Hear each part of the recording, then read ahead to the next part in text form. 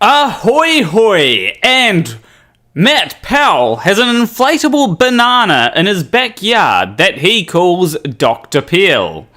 I hope everyone knows that because it's true. I heard it on Simon Dan's channel, so it must be true. Anyway, today on Rush of Stupid we have... it's a double Patreon special because I decided to bring two patrons on. Because why not? Today we've got Hugh Jarsz on the panel. Greetings and salutations, and because I'm here, isn't it more than just merely double? I've got to count for at least two. So that would make it a triple Patreon special. Yeah. I mean, I do use two chairs to sit down, so... I thought it would be like three or something. It depends how big the chair is. And we've also got... I think it's actually 2 3/4, because again, I'm a female, so I'm only worth, 3/4, 75 cents to $1. Yeah. But we've also got Jane Spade on the panel. Yes. Hello. So, yeah. Let's just get into it, I think. And we'll just check the live chat. We've got a few people saying hi to Hugh. Everyone knows who Hugh is. Oh. And hello, everyone. But the Stinky Butler, okay.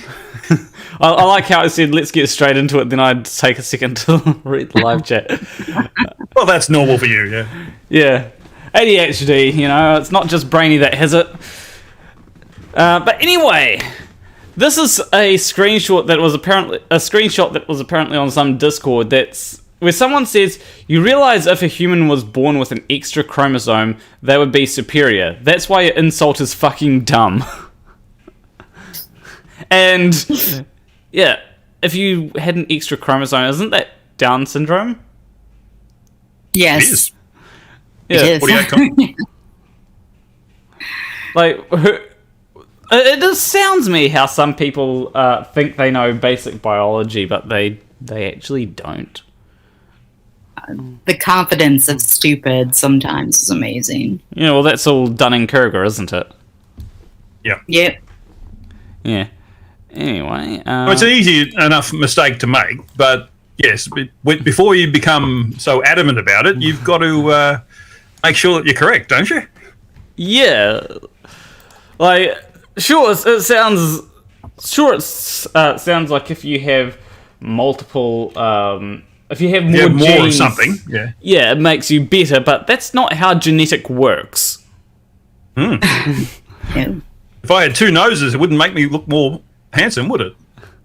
Are you sure about that? I don't think anything can make you look more handsome. That's right. Yeah, I'm so hideously ugly. That's why I wear a mask all the time. As well as out of consideration for other people. I've got something to say about masks, but we'll get to that later on. I think I have something on the scheduled about... Oh, the next thing is about a mask, apparently. So, yeah, we'll go to the next thing, and I'll have my little rant about New Zealand and masks. Or... yeah. Are they woolen masks?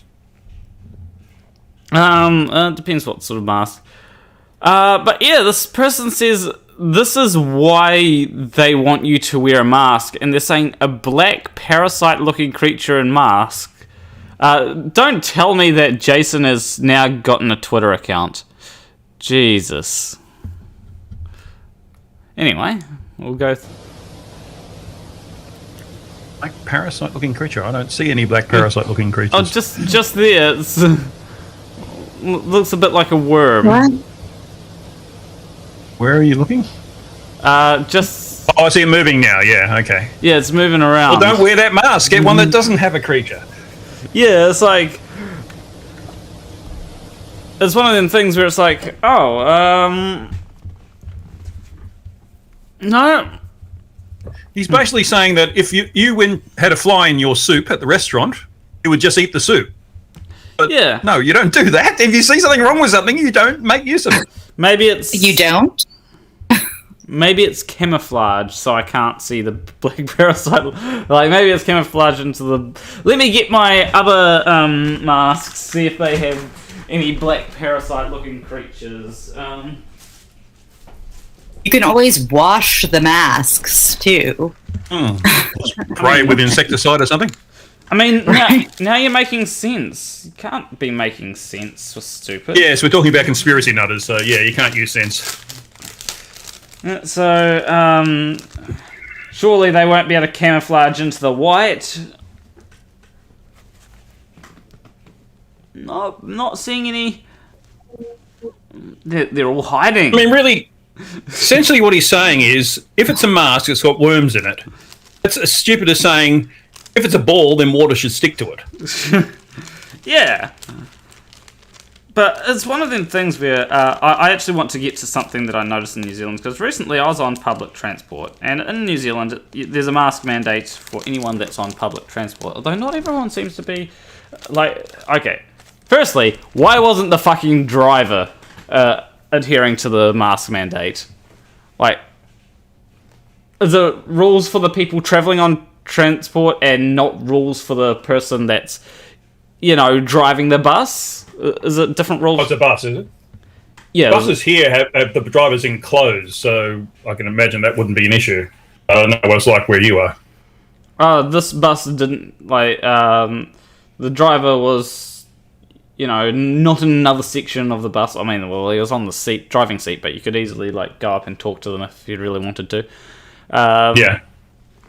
But, they weren't wearing a mask, and I'm like, why? Like, did they forget a mask or something? Did they accidentally leave their mask on a table or something? It's really weird. I'm pretty sure they should have had to have worn a mask. Maybe he was a anti-masker. Yeah, just refused to. Maybe. I'm not going to start drama with someone over that. But, another thing is, I don't think that masks played a role in New Zealand stamping out COVID. The reason why is because, not everyone, but a lot of people in New Zealand, they don't know how to wear a mask. I didn't know this until recently. Like, they'll wear their mask, right? I'll bring up my screen. Not just New Zealand. Right. Yeah, People think if the mask is on your body, you're wearing it. It's like wearing a hat. They'll wear a mask like this. That is the infamous Karen mask right there. Like, I'm going to comply, but only to a point. Yeah, it's like, Yeah. Okay. Now, I will admit, purpose. this mask is a little bit too small for me. So it does get a little bit annoying at times. But, I'll wear it like this, right? And often I'll have to, because it will, start to slide down, I have to pull it up quite often. But, it's like, put it over your goddamn nose. How do people not understand that? Yeah, it's meant to prevent water particles from your breath, whether it comes through your nose or your mouth, from spreading out onto other people. The virus can only go through your mouth, so if you wear it under your nose, it's fine. The virus knows that it can, it just sticks to your mouth. Yeah, I just don't. I just don't get how people aren't understanding that. It's like, yeah, sure, you don't have as much of a, in New Zealand, there's not as much of a risk of catching it or transmitting it, because, not as many people have COVID here. But it's still one of them things where it's like, it just gives me a bit of anxiety seeing someone that has a mask on, but it's not over their nose. It's just... Yes, they haven't bothered to learn that much, despite all the information that's been pouring into our heads for the last year, Yeah. They get to LARP that they're like a freedom fighter fighting, the good cause against the government by, keeping the mask below their nose, because it's that easy. I don't think that they're necessarily people. I don't think that they're necessarily people that are against wearing masks. I think that it's just they don't get that you're supposed to put it over your nose. Yes, they don't see how it's supposed to work, yeah. And how that contributes to everyone being healthy. Yeah. I didn't notice this until I went on public transport where there is a mask mandate, so everyone has to wear a mask. you know, but people just don't wear masks correctly in New Zealand, and it's like, no, it's a whole thing here, and then they'll do it just to the extent, like, you'll see a shopkeeper be like, pull up your mask, and they will, and then like 2 seconds later they'll pull it back down and be like, oh, it slipped again, like a whole passive aggressive thing. oh jeez, humanity is doomed, I'm telling you. Well, we will be wiped out by stupidity, yes. Yeah, like if people That's why we need to oppose it. Like if people can't wear a simple mask properly, then like how do you expect us What hope do we have? Yeah, like this is why aliens won't talk to us. Right? Like I feel like there is a loophole in evolution that we evolved to the point where we kept the stupids alive. We were smart enough to keep the stupids alive. You mean we're and dumb now enough? they're the ones having the kids, and the smart people are not. So we're like now kind of devolving. Yeah, but we can easily fix that by just removing all the warning labels and just let nature take its course, you know? I was really rooting, like that was the one way I was rooting for COVID, but it doesn't seem to have worked. I mean, COVID doesn't have a warning label on it, does it? No. Well, I feel we've had a year of it, to be honest. But... Yeah. Anyway. Oh, so the New York Post. It's really. It's trash. Yeah. Let's take a look at this. So it says here. Let's go with the first one. Herpes infection possibly linked to COVID-19 vaccine study says.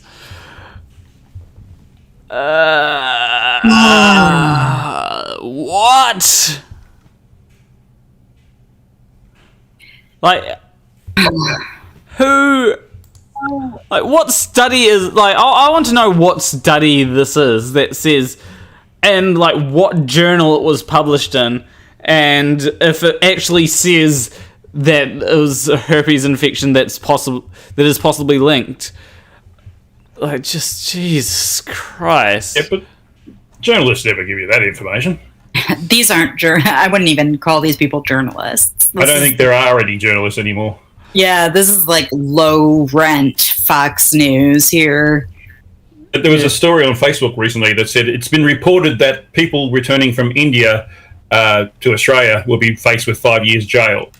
And it was just complete nonsense. But the fact that they said it has been reported that, they're saying, we don't avow that this is the truth. They're deliberately saying this is probably false, but we want you to be shocked by this headline. Yeah. Like, that's what the possibly in that headline means. And then we've got UK woman says AstraZeneca COVID-19 vaccine turned her into alien monster.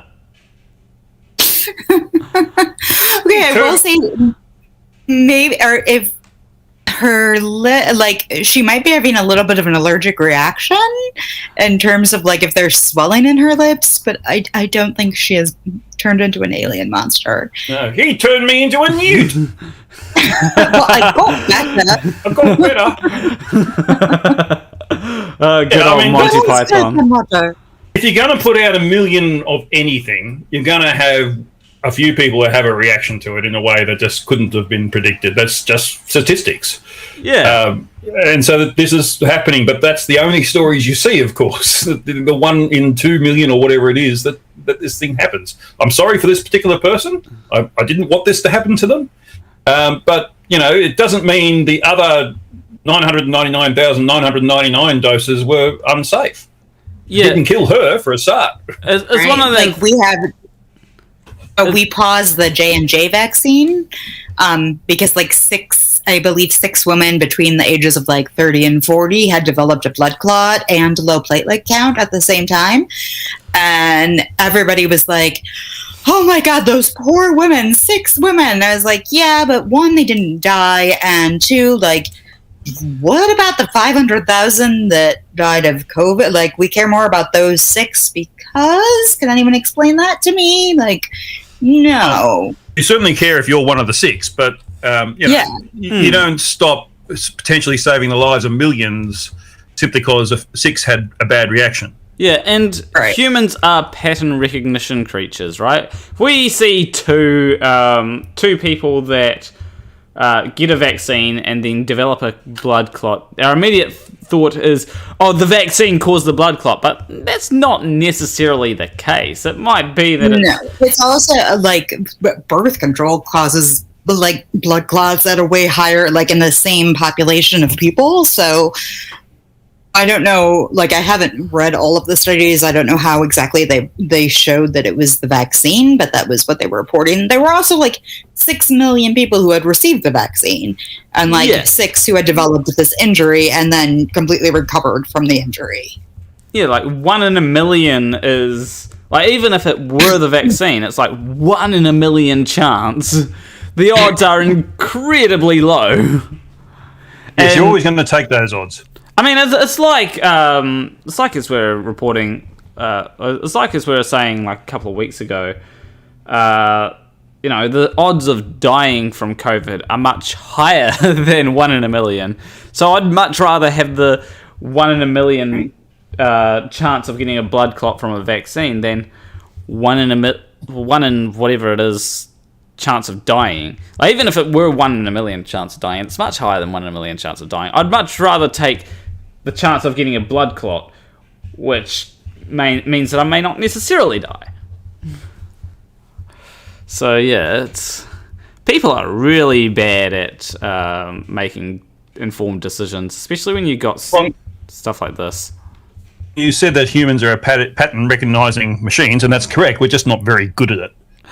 Yeah. We just can't figure out we think we are. Patterns are the important ones. Yeah. Which ones?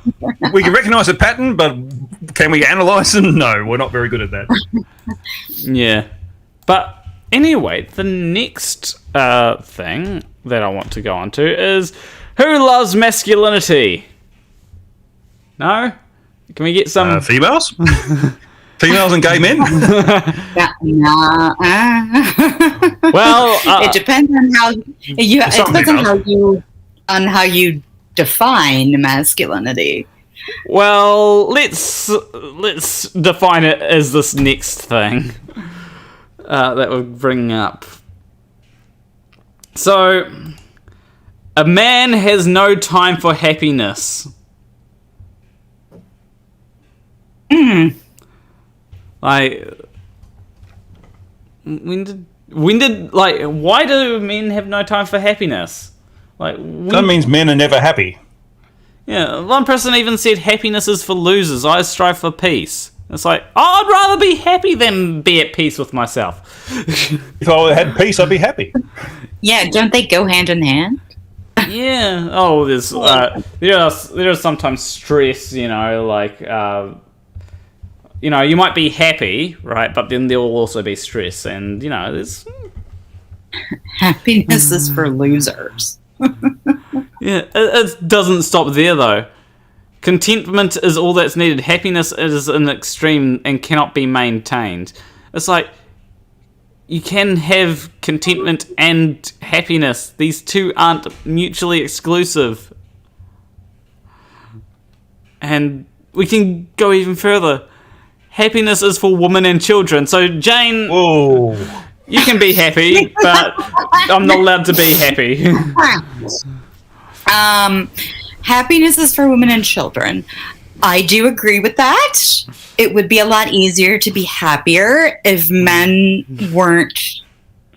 If there wasn't toxic masculinity that made men into monsters because it refused to let them express any emotion, including happiness.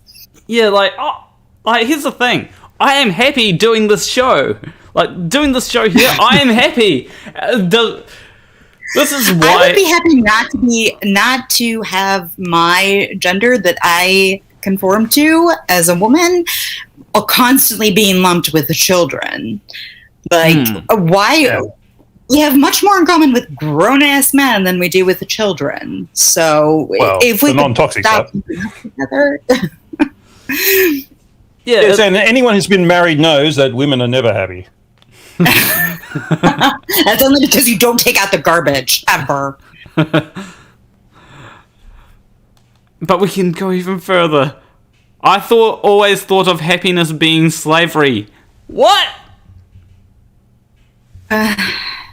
What? Like, we any analogy to slavery is just... My face! Just don't. I think I just nearly pummeled myself to death with face palms. That was... Right? it's one of them... If there's one thing that most people don't know is that slavery was a really happy time for people. Like, it was so much fun. Oh, yes, they were singing songs and they got free chains and, you know. This is why recently I've just decided to just throw masculinity out the window. Like, you know, I have... Recently?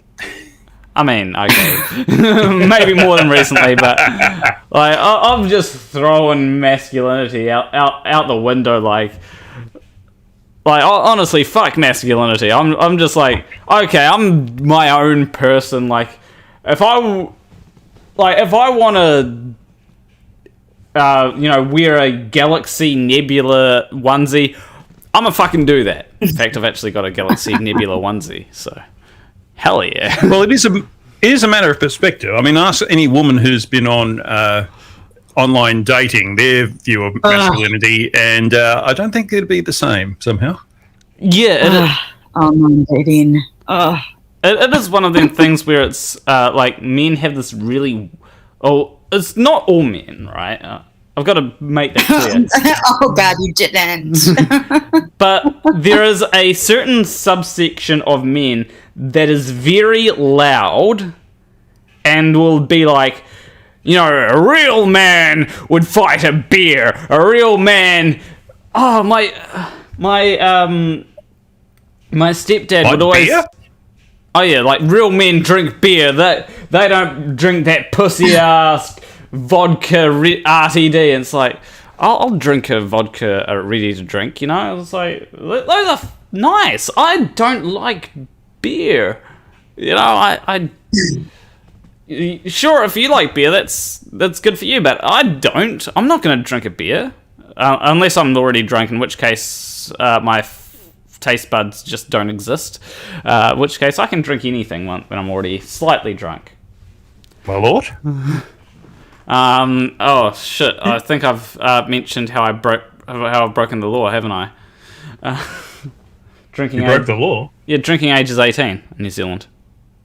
Yeah, but I mean, no, the oh wait, you don't know that. So the drinking age is 10 in New Zealand. So if you're above 10, you can. But like what's that? I thought you were older than that.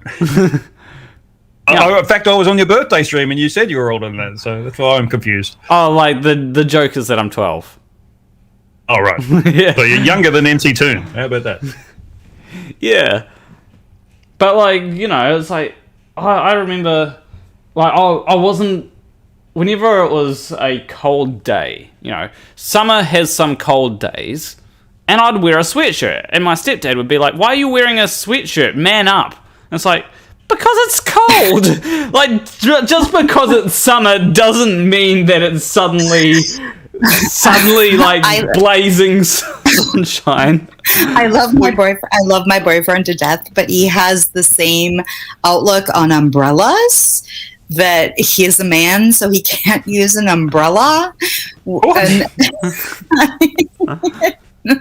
And he'll get soaking wet, and I'll be like, this is so simple to solve if you would just buy an umbrella.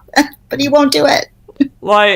Crazy. Why are men making things harder for themselves by like having this societal expectation that to be a man is to go through pain and struggle? Like, it's like to be freezing cold, unhappy, and soaking wet constantly. Apparently, yeah. It's like maybe so happiness is for losers. So. I think I know why. Like this is going to sound really SJW of me, but I think I know why men like oppressing others now. It's like I have to go through this, so you do too. There's something to that. Something to that. But it's not just men; it's women as well. They do the same thing. We're all human. Yeah, it's a human trait. Like, just try and be happy. Like, don't make yourself go through unnecessary pain. Right. I want to start my own religion because you can make billions of that billions of dollars doing that in the United States and not be taxed on it. And it will only have 2 commandments. Basically, don't be a dick, and you're just not that important. And I feel like if everybody just lived by those 2 things, we would all be happy, men included. We'd certainly be better, yeah. But I'm shocked by what Planewalk said, that you shouldn't make things hard for yourself. Mate, you debunk flirfs. You put yourself through unnecessary pain all the time. It's what you do for a living. That's easy because they're stupid, so... Yeah, but he's putting himself through the pain of watching their videos. That's true. Man, to be fair, sometimes it's hilariously... sure, I probably have a permanent... I'll probably, have a permanent implant of a palm by the time I'm 30. But it's like... It's one of them things where it is sometimes hilarious at how wrong they are. You know. Well, it makes me wonder if they're even the same species. I mean, how can a human being come to those conclusions? It's just stunning. The court is at a loss as to how Mr. Riley reached this conclusion. Exactly, because the court isn't a bloody idiot. Yeah. Well, I did a video on Dell, who was reacting to Ranty's conversion, and he was just making up all sorts of crap to sort of say why Ranty was wrong, and none of it made any sense whatsoever. But yeah, I found it very painful. I could only go so far into the video where I had to cut the video short. He got funnier later on because he got himself emotionally worked up. But the point of his argument, such as it was the first bit. So I had to just give up. I just couldn't take any more. Did you really expect Dell to make sense? No, in fact, it doesn't matter what he says. It's hard to understand what the hell he's saying. Yeah, Dell out of all people. You can maybe try and expect a flat earther to make a bit of sense, but Dell... I'd like a flat earth to actually try to make a decent argument once. Just once. You know, it's never happened in the history of the planet, but I'd just like to see them try. Hey, Dell, can you try and make sense in your next video? No. We got to do that, and you put the level on there, and it's full of water. I always find it level on it. No. Yeah, got a Dell soundbite there. Gotta love Dell's. No. Can we get some no's in chat? Some no's in chat. And we'll go to the next thing, which is from reddit.com/r/conservative Kiwi, right? And so this is so yeah, they have this thing where it's basically making fun of left-wing people, saying, yeah, absolutely, I believe 100% that society will collapse from climate change within 20 years. That's why my life plan is 1, live in a big city, 2, specialize in white-collar or artistic work, and 3, cultivate 0 practical skills. Now, become a politician, in other words. Yeah, it's politicians could actually try and make a difference here, when it comes to climate change. That's not what they do. Right. Well, and also white collar is a pretty broad term. To consider all of it impractical would be, that's a stretch. But the first one, live in a big city. Yeah. If you believe that society will collapse from climate change, it's actually a good idea to live in a big city because that actually lowers your carbon emissions. If you live in a big city, it lowers your carbon emissions because your public transport and stuff like that. Public transport, yeah. Yeah. So yes, and there are some people that actually in the comments that that said it. Oh, okay. Obviously, it's been taken over by the Conservatives. They're all saying, "Ha, spot on." It's how did people be this stupid? It's you think that we're all going to be dead within 20 years. Therefore, you're not allowed to change. Therefore, you're not allowed to enjoy yourself because.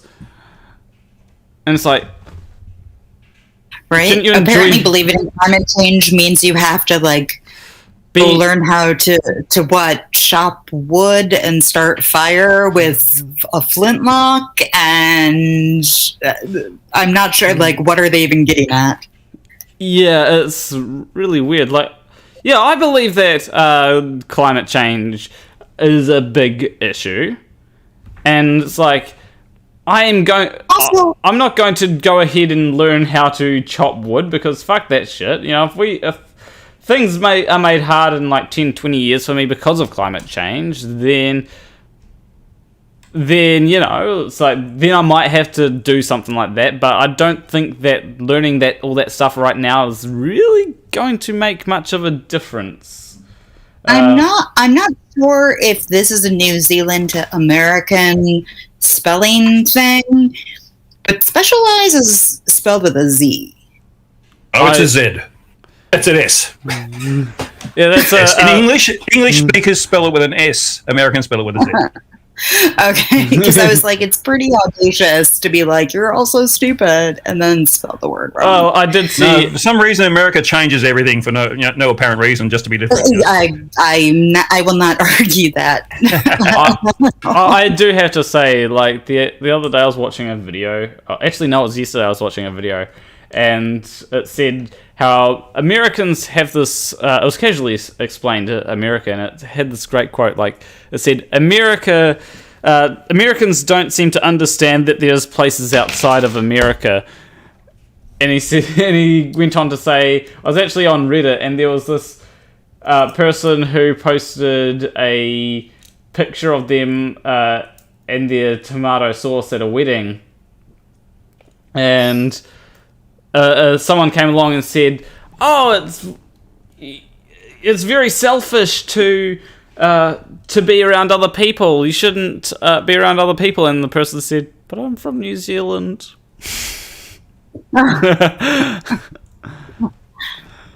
So yeah, it's a great video. I highly recommend that you go check it out. Yeah. But on to the next thing. Oh!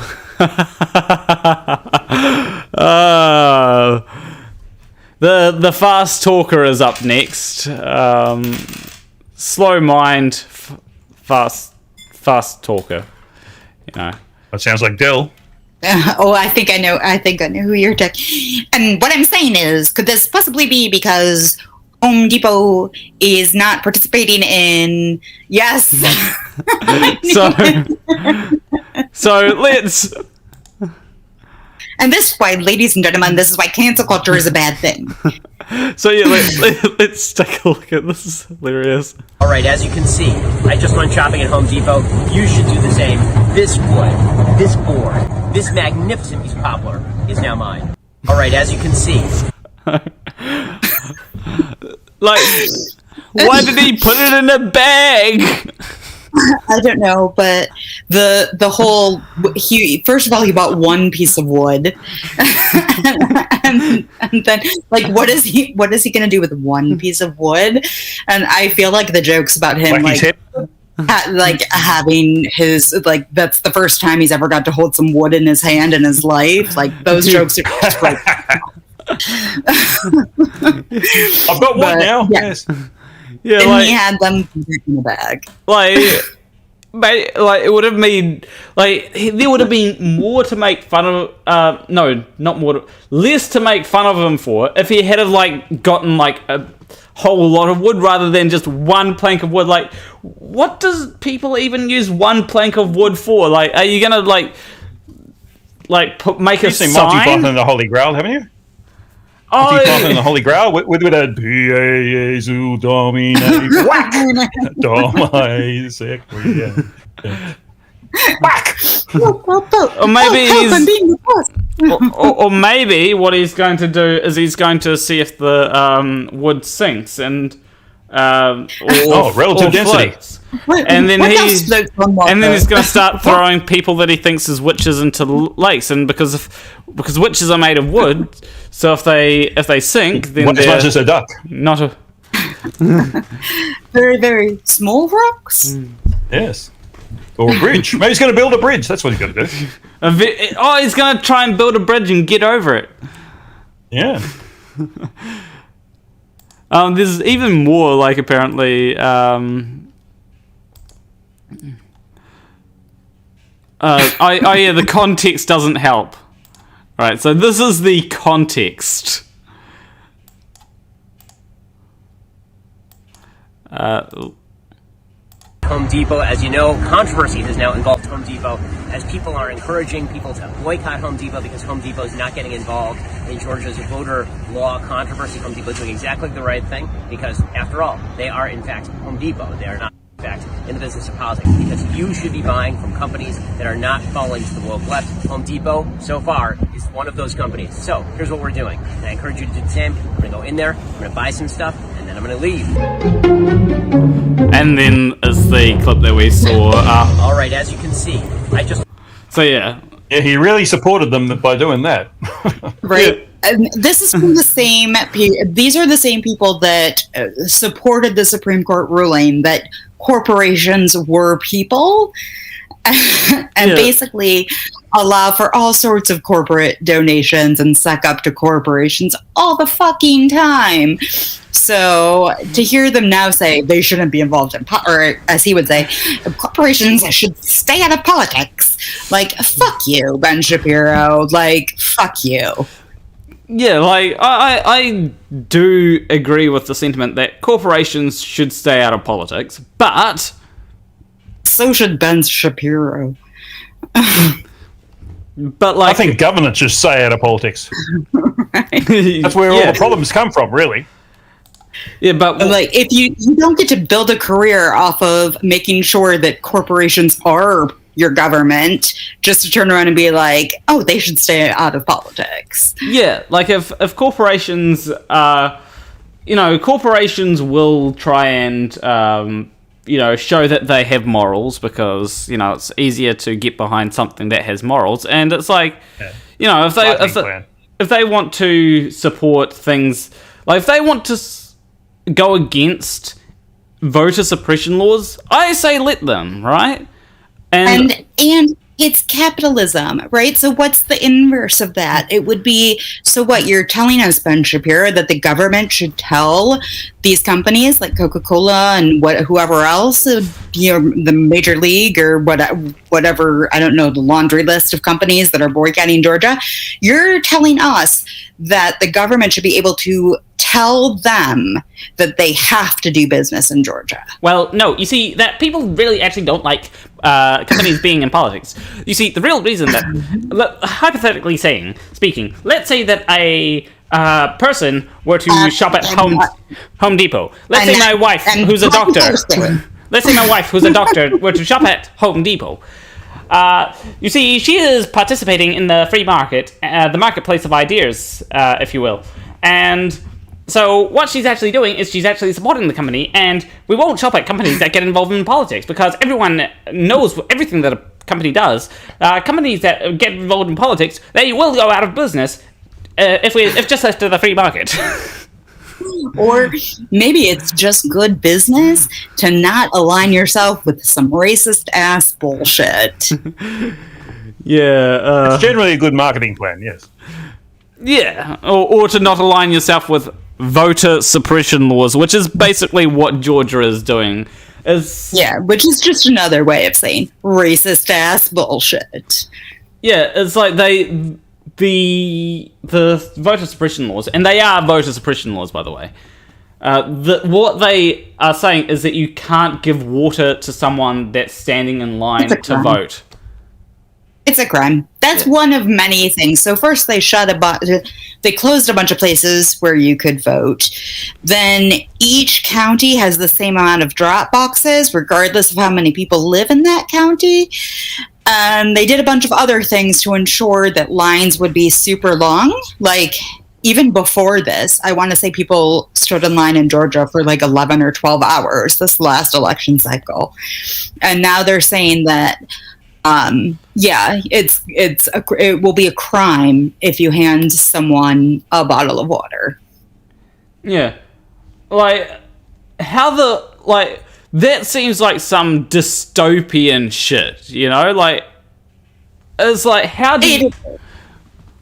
What's that?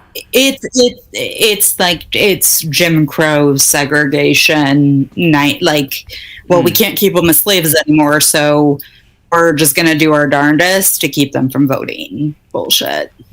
Yeah, it's like I don't see how protests haven't broken out over this yet, because people should be protesting this. Because it's going to the Supreme Court, and as conservative as the Supreme Court is, and Ben Shapiro, you might want to take notes on this. It's conservative more in terms of favorability towards corporations than like socially conservative. So I think the common belief is that the whole thing will get like they'll rule the whole thing is unconstitutional, or at least like the majority of it will be considered unconstitutional. So hopefully that will happen before 2022. Yeah. So you see, they will rule in favor of corporations like Home Depot, who have stayed out of this.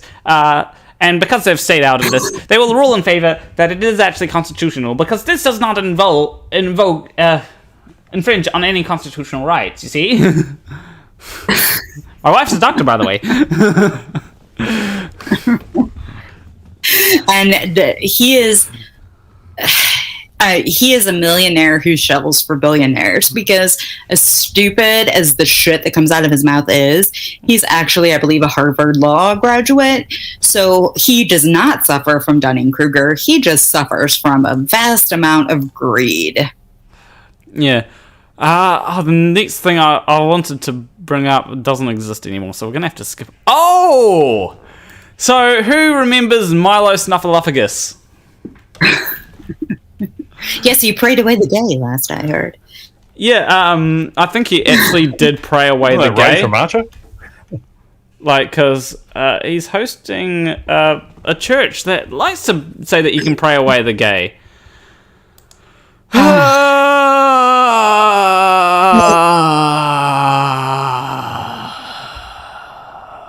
I actually drove by one of their protests one time and was so tempted to like return with the sign that said "God hates scallops," because like the God, quote unquote, God's prohibition on shellfish is in the same book of the Bible, Leviticus, as his prohibition on like man laying with another man. So I was like, I always wanted to be like, why don't you hate Red Lobster? Oh, speaking of man laying with another man, there's no provision about women laying with another woman, is there? Of course not. No, so God's only not against lesbians then. So what Right. Our Lord and Master Jeremy Clarkson says it still holds true. He says, "I love lesbians." Well, here's the thing. When it comes to the passage that they refer to, it's if a man lies with another man as they would a woman, then he shall be stoned. So firstly, it's okay as long as you're stoned, right? And secondly, you know, gay people don't actually lie with men the same way they would a woman, because they don't lie with women typically. Yes, you can't lie with a man because a man doesn't have, in the same way as a woman, because a man doesn't have a vagina. Yeah. So That is true. So yeah, But if you're stoned, maybe they do. It looks like they do. I don't know. Milo looks stoned there, doesn't he? I was about to say that. He named after a chocolate drink. I don't know. He looks like he's like, oh, what the... Why did I go down this... He looks like he's regretting all his life decisions, and I hope that he is regretting all his life decisions, because... Because they've been horrible. Yeah, like, when All you of them. are hosting the Westboro Baptist Church, and... I know it's the Westboro Baptist Church, but like I always read it as Westboro Baptist Church. Yeah, like bro. The Westboro Baptist Church. You are a Kiwi. So. Can I just ask a question about that? Is that the same church that was featured in the movie The Kingsman? When Colin Firth took them all out, basically? I don't know. Is that the same church, or was it meant to be the same church? I mean, I have not seen the movie. Oh, okay. It was out a few years ago. This church is not, and we use that term lightly. This is the one that got famous like early 2000s because they would protest the soldiers, like the bodies coming back from Iraq and Afghanistan. They would protest at the funerals, not like protest the war, but they would protest gay people and with signs that say like God hates F slur, and they would do it at these funerals, I think, because it got them the most recognition, I guess. It's sociopaths, in other words. They don't care about how other people feel. Really disgusting group. Like, say what you will about the wars, like, that's still someone's son or daughter. That's a valid... Yeah, but it's irrelevant in that context. Yeah, disgusting. I wish I could stay and play, but I have to sleep. Have fun, you all. Kissing face. And thank you, second best Bob. You have a good sleep. Silence. Oh, it's your super chat. I was expecting you to say something about it. Yeah, I said I hope he has good sleeps. Like, okay, good. I'll say good night. I feel like I should be asleep. Good night, sleep tight, don't let the flat earthers bite. Oh, yeah. They have no teeth anyway, do they? Based on their arguments. It's 9:18 a.m. and this is my third live stream of the day, so I need some sleep. Your third live stream? Wow. What was the first one? Yeah, I did Roxy Lowry, the Big Questions girl. Okay. And I had to get up at 3:30 for that one. It started at 4. And then FTFE's Stupidity is Not a Right. Now on to this. But I didn't expect to be on this one. I thought I'd be asleep by now. But yeah, I decided suddenly seeing you on Stupidity is Not a Right. I decided, okay, well, let's steal you for Russia's Stupid. Yeah, may as well. But anyway, and we have our triple Patreon live stream. Yeah. Yeah. But anyway, this is hilarious. We need to return the ownership of these huge corporations to everyday folks, the people who do the work. It's the only way to stop their socialist agenda. I completely agree. I could not agree more that we should do that. We stop socialism by returning the ownership to everyday folks. This is on the level of Jason, like of him saying something that's just so self-contradictory. It's like, although he said that socialism is when the government doesn't do anything. Like his idea was communism is when the government does everything, and socialism is when the government does nothing. It's like, so no government ever does anything. It's like people's idea.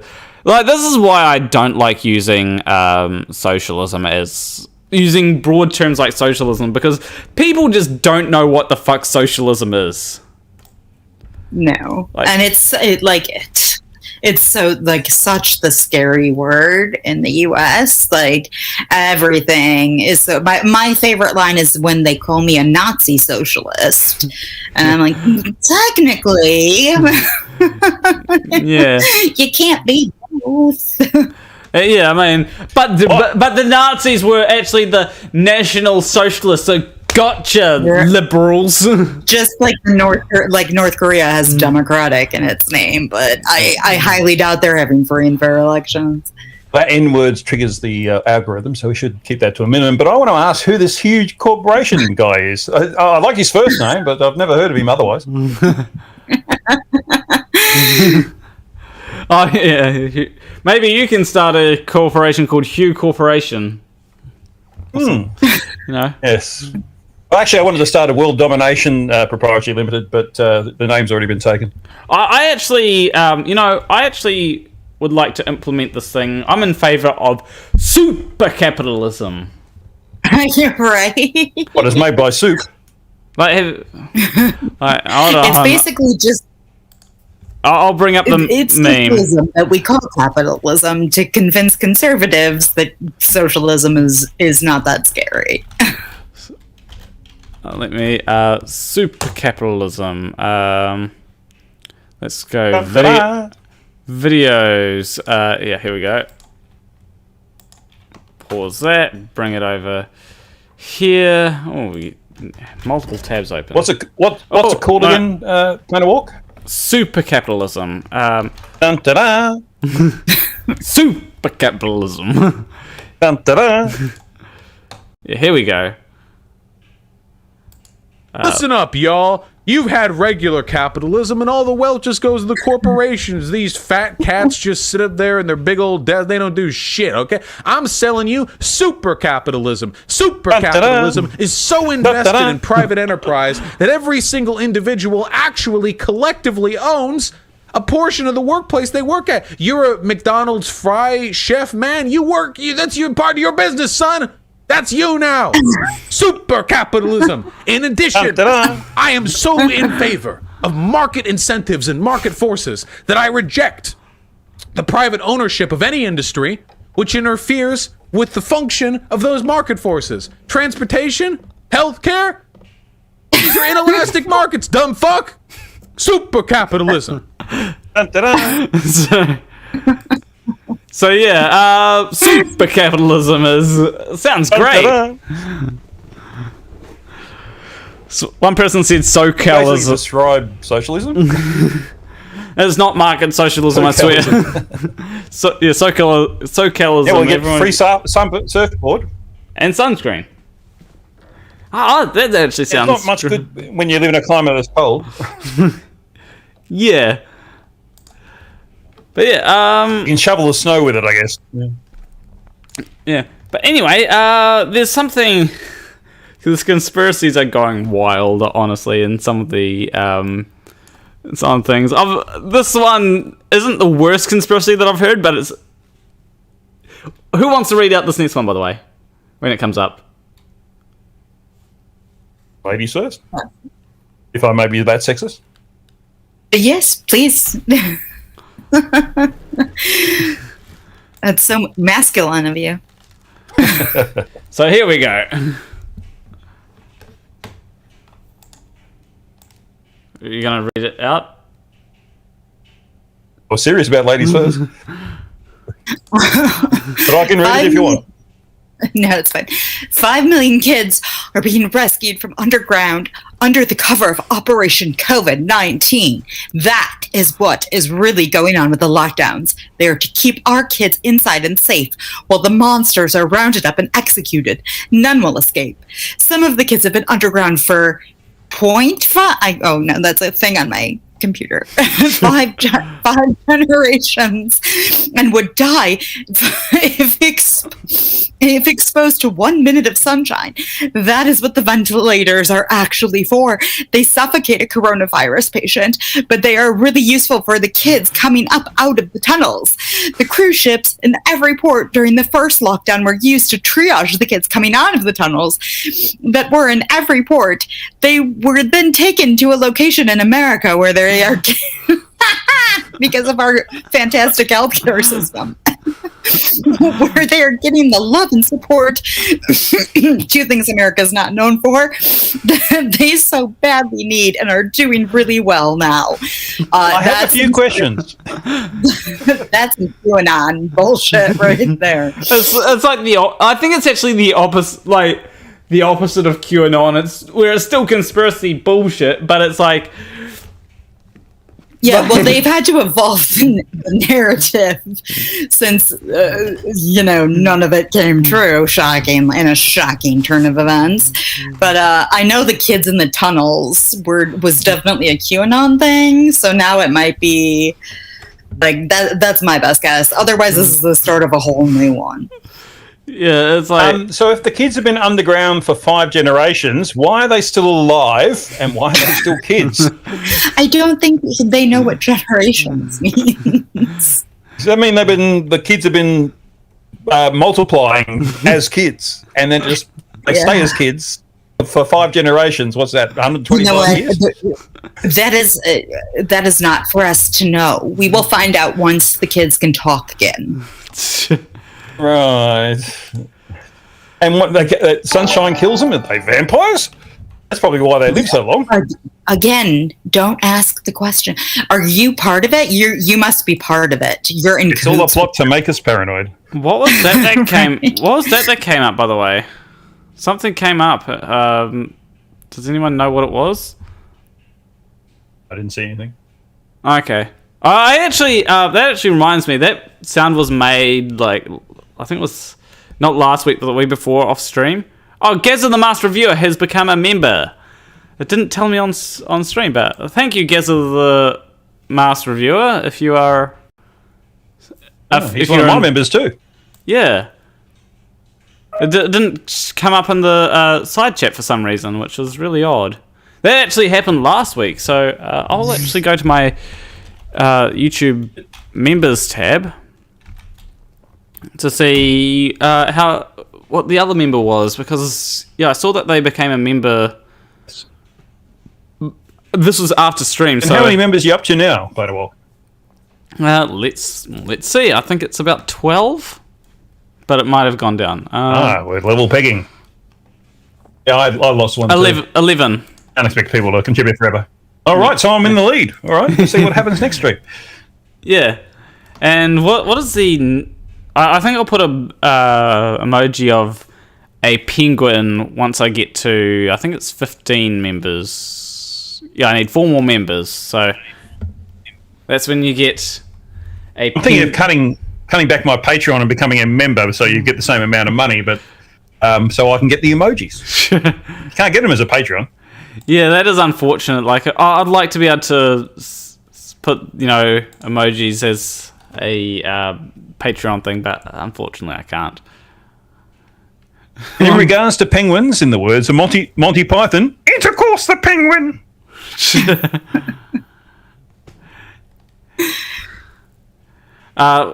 Dr. Osiris said, I'd really like to become a member, but I can't afford £5 per month. Would you consider adding a lower tier, please? I'll have to look at it, because I've just not gone with tiers. But six Australian dollars, according to me. Yeah, that's not £5. less than £5. Yeah, it's really weird how they price things. I'd have to look into how to do pricings and all that, because yeah. But anyway, what was the next thing that I was going to go on? Oh yes, Hugh, you are going to be reading this next thing. So, all right then.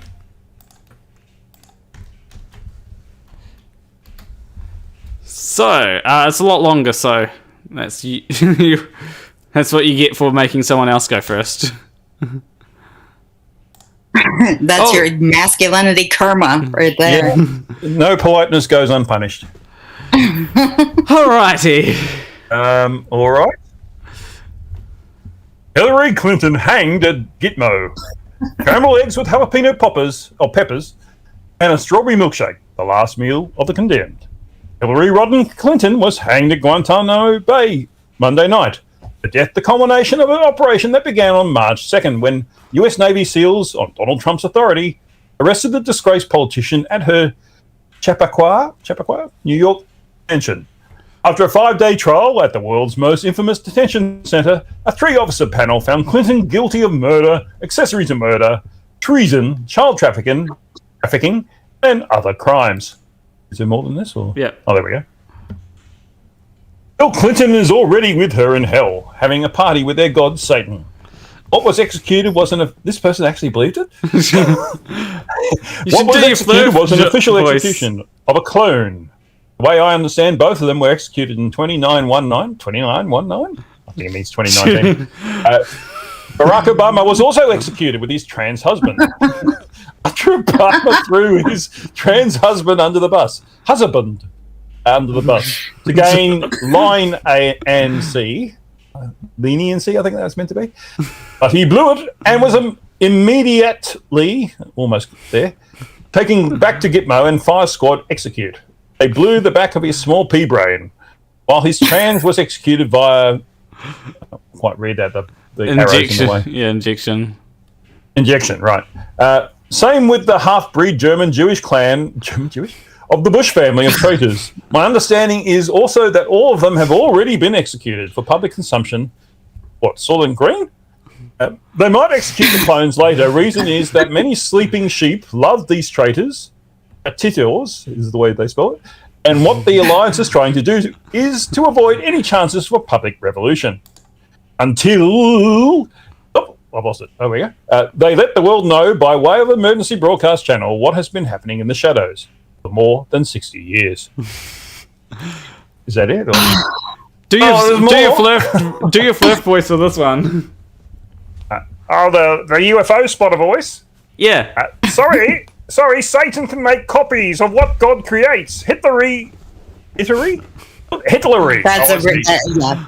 Yes. Yeah. Was a clone, the one that was executed Monday. There were several clones of Hitlery. The original died during the 9/11 celebration in 2019. Old Fart Bush was already on his 36 out of 37 clone by the time he left the White House. President Donald J. Trump also has at least 2 or 3 clones of himself. You don't think that our military would take any chances of having the original Donald Trump assassinated, do you? Special when they have already tried to kill him more than 12 times in 4 years. Common sense dictates for you to use common sense. So... people that use the term common sense generally don't have any. Yeah. Like, so what I'm getting from this is... all you need to know about the American education system. What I'm getting is that there's clones that are... Okay, the real cause of overpopulation is all the clones of Hitlery and Donald Trump. We need to stop making clones of politicians. One of them is enough. One Hillary Clinton is enough. We don't need clones of her, okay? And I suspect that Bill being married to Hillary after he was found out to having an affair was pretty close to hell anyway. Maybe that's... Maybe the Monica Lewinsky was actually a clone of Hillary Clinton, or maybe Bill mistook her for a clone. She of was Hillary a fembot. You saw Austin Powers. She was a fembot. Yeah, but like maybe they were executed in 2919, and for like it's a time machine. They come back. Yeah. How do you... And Jane, what you said about the education system, of the American education system, what you need to know, the fact that you use Z's instead of S's in words, that proves it. And you say Z instead of Z. That's the least of our worries. I don't know if you just paid attention to what you just read, but I think my brain sort of tried to blot it out. We'll tackle spelling after we get like a common understanding of reality down. Yeah. Well, that spelling wasn't really in reality, you know. So this next thing is a video, and it is let's just watch it. Like, it's one of them things where it sounds like, just think gay, right? Even though it's meant to be anti-gay, just think gay. Just think they're about to do some gay stuff, and it becomes infinitely more hilarious. Before you start it, I have to jump off before you start it, because it's actually getting late here, and I have to work and eat and do other human things, because unlike Hitler, I'm not a clone. I mean, I'm sure the clones still have to eat. Have you checked to see if you... What was that? I was going to say, have you checked to see if you've got a belly button? I don't. I'll let you draw your own conclusions. And yeah, have fun with that sentient skin flap that is Steve Bannon, and I will talk to you all next time. All right, take care. Nice to meet you. Alrighty, so the next thing is this here, and just think gay. Just think that they're about to get involved in some really gay stuff. I won't play the whole thing because it goes into... Current status of Promise Keepers. What are you guys fighting for, and why should people go to this conference? Well, yeah, everything you've just been saying is so true, because one of the things they're doing to make their agenda happen is they're destroying the identity of the American people. And if they can get Christians, especially Christian men, to sit down, be silent, and be passive, then they can be effective. And it's working. I mean, Christian men are not standing up for what's right. I mean, you think about how quickly we went from homosexual marriage to now men putting on dresses and being called women and playing on women's basketball teams. And where are the Christian men? So what we need to do is call men back and remind us of who we are in Christ, that we are all sinners. We've all done bad things, but through the grace of Christ, he forgives us. And so we can get out of this complacency that we're in and start living for what God has made us to be, which is sons of God. So we're getting 80,000 guys together at Dallas Cowboy Stadium on July 16th and 17th. And this is going to be a big deal, because when you get 80,000 Christian men in that stadium on July 16th, this is going to be the first major gathering in the world. And that gathering is going to be Christian men getting ready to worship Jesus Christ. I mean, think about the world right now is wondering, what happened to America? Where are Americans? And when they tune in, this will be a global... So yeah, 80,000 men getting ready to... I thought he was about to say something like suck each other off, but apparently, no, they're not sucking each other off, they're just sucking Jesus off. Well, maybe, or Jesus is coming in you. Who knows? Everything while I was watching that, I was just thinking, phrasing. Yeah, like 80,000 men. Like, firstly, like, where's the woman? Right? Where are the women? Yes, surely it's relevant to women as well. Yeah. As we established earlier, God doesn't hate lesbians, so he's like Jeremy Clarkson. I love lesbians. Yeah, so, like, it's one of them things where it's like, it's good to see that they're embracing the gay, you know? Like, it's good to see that, or at least their phrasing makes sound as though... They get together in brotherly love. Well, one person said sucking each other off would accomplish a lot more than what they're actually doing. Yeah, like... Yeah, like, I do disagree with this sentiment that they're actually going for, obviously, but, you know, it's one of them things where it's great to meme on these guys that, you know, against trans people and against gay people. It's great to meme on them. So is this from last year? Because you mentioned July, or is it July this year? I assume... Last year you wouldn't have been able to get 80,000 together. Yeah, I assume it's this year. Right. Yeah. They're planning ahead. Yeah, April 28, 2021. So, yeah. They're planning ahead then. I actually think that the reason why he hates LGBT stuff is because he said, you know, that Christians are being passive and all that. Maybe he just hates being a bottom boy. Maybe he wants to be the top for once. Yes. You know, it's... Or it's the other way around. He hates being a topper boy and wants to be at the bottom. No, maybe it's just like he hates being a bottom boy, and he's like passive and all that, and he's like, you know, I want to be the one on top. I don't want to be passive anymore. Oh, you seem to know a lot about it, Planet Walking. I'm just saying that. More than I know. But yeah, that's something that I found that sounds like. It's just... Why do all these guys seem to have names like Ken and Keith? Yeah, it's like Ken Ring, Kent Hoven, you know, Ken Ham. It's like we've got another Ken to add to the list of Kens that... Yeah, we thought Nathans were bad enough. Yeah, all the Kens are a bit of an issue too. Yeah. But yeah, this is from Viced Rhino. An apologist literally made the argument that the Big Bang models are hard enough to understand to comprehend them properly would take reading many books. Therefore, they aren't true. Yep, that's Flurf logic. I can't understand it, so therefore it's not true. Yeah, personal incredulity is... Like, I'm actually surprised that people actually use that. Well, Level Earth Observer built a channel around it. Oh yeah, true. But that means Wally built his channel around a Level Earth Observer. So. And I forgot what this is. Ask why they don't believe. Oh, Too much. Hang on. Go back one. Go back. Yeah? It says down the bottom, I just noticed. And when it comes back up, too much book learning. Creation is the way to go. Where did you learn about creation from? A bloody book. Oh, yeah. I'm not going to be a Christian because that involves reading too many books. To be fair, like, I do understand not reading books. Like, that's why I want to get, like, a thing of... Like, that's why I'd like to read or use audiobooks.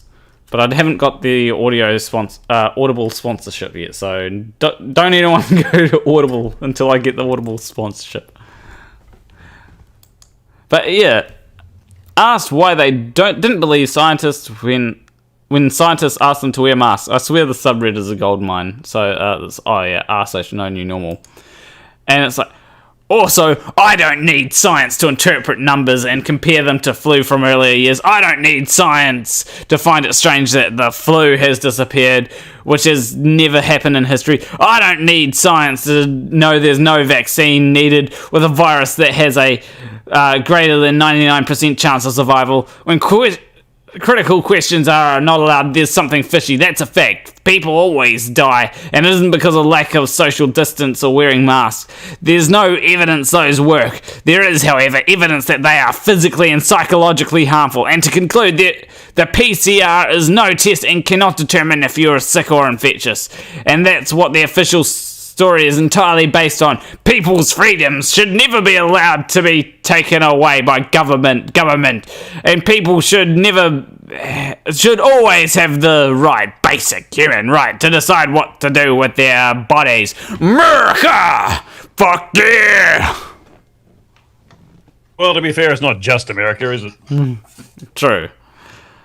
But, like, yeah, it is strange how the flu has gone away. It's almost as if social distancing and masks actually work.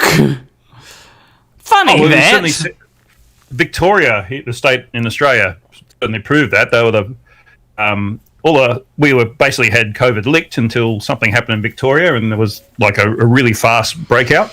And suddenly they went into lockdown, social distancing, masks whenever you're outside, that kind of thing, and they've got it back under control. Yeah. So they do work. You don't have to have a study. It's happened in real life. And that's only just one example. You know, New Zealand's the same. You've had outbreaks later. Yeah. Lately. I thought it was funny how they opened up the Trans-Tasman bubble for immigration.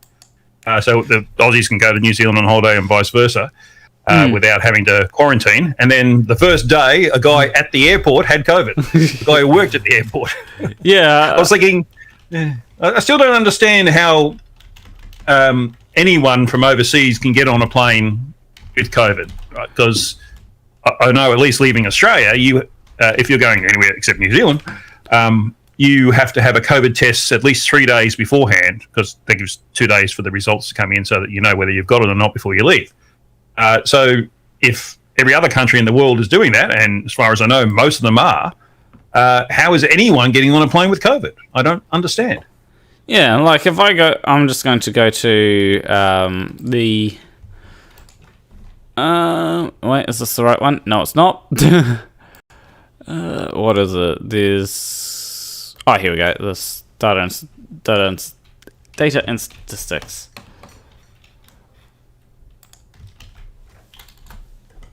So here we go. It says about how many cases that we've got. You know, it's funny how we've only got 24 cases in New Zealand in total, or 24 active cases. It's almost as though what we did actually worked. I like how people were, in the early days, they were comparing us to Australia and saying, well, no, not Australia, to, I think it was Melbourne. Yeah, that's Victoria, yeah. Yeah, it was Melbourne. They were saying, oh, Melbourne has the same population as New Zealand, and they have fewer cases in Melbourne, which is a really dense city. That means that the government in New Zealand is doing horribly when it comes to COVID. And sure, we may have been a bit late to lock down the borders, right?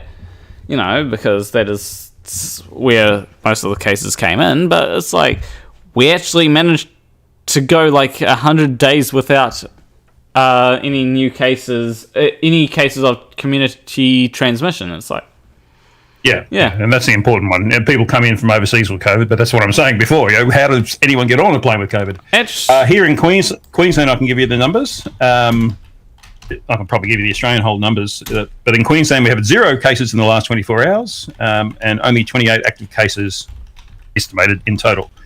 And our population is getting about 4.5 million. I don't know what New Zealand is, but we're a much bigger area, of course. So, and that's the natural advantage of both Australia and New Zealand. We're islands. It's easy to isolate ourselves from the rest of the world, for pandemics and things. We've gone 64 days without a case of community transmission, according to this right here, 28th of February. Oh, I'm just getting the figures for all of Australia. I don't know how long it's been since community transmission. We got 11 new cases in the last 24 hours. 3 were locally acquired and 8 from overseas. Again, how are people getting on planes with COVID? And there's 272 active cases, and our population is 25 million. So one person in the chat said, you may have covered it before I got in here, but did you see that doctor who died from COVID shortly after claiming that the vaccine was totally unnecessary? No, I didn't. Is this real? Let me check. Steve, doesn't sound real. No, BBC reports it. Well, reporting and confirming it are 2 different things. Kenyan anti-vaccine doctor dies from COVID-19. Yeah, I don't know. I don't want... Yeah, was he a real doctor? Yeah, a Kenyan doctor who became a vociferous opponent of COVID vaccine 19 has succumbed to the virus weeks after saying the jabs were totally unnecessary. He advocated steam inhalation and hydroxychloroquine tablets. I suspect there's more to the story than that. I suspect he's not a real doctor. It's probably of the standard that we would expect. Yeah, he's probably like a doctor in the sense that he just works at a hospital, not a doctor. Or a homeopathic doctor. Yeah. Yeah. Yeah. And he's very. That seems to imply that text there that he was very religious as well. I don't know. I think there's more to it than just he's a doctor and he said that it's not necessary. I think it's more to it than that. Yeah. Anyway, this may be from a few years ago, but this was recommended to me by YouTube. I want to go over it because, and I will be clear, I am not an economist, but I don't need to. You aren't? Yeah, surprisingly enough, I'm not an economist, but I don't need to be an economist to realize the bullshit that is being pushed. So we're going to go over this video, and we're going to debunk some of the things that it has in it, because it's one of them things where where it's basically saying, shouldn't have a minimum wage because minimum wage hurts businesses and all that. So we're going to go over this. And people in chat, you can also... Actually, let me bring up the chat on the thing so we can have chat here. Here we go, chat box. That should... Hopefully that should come up. If it doesn't, then geez. Should come up within a few seconds. Is it going to come up? No? Okay. I guess we don't have the chat. Even though I tried to put the chat up. I think it needs to download first. It's probably just issues with the thing. Sometimes it does have issues. We'll just have to see, because it would be nice if people were to be able to say hi, YouTube. Oh, actually, yeah, it did come up. Hey, I'm not seeing it.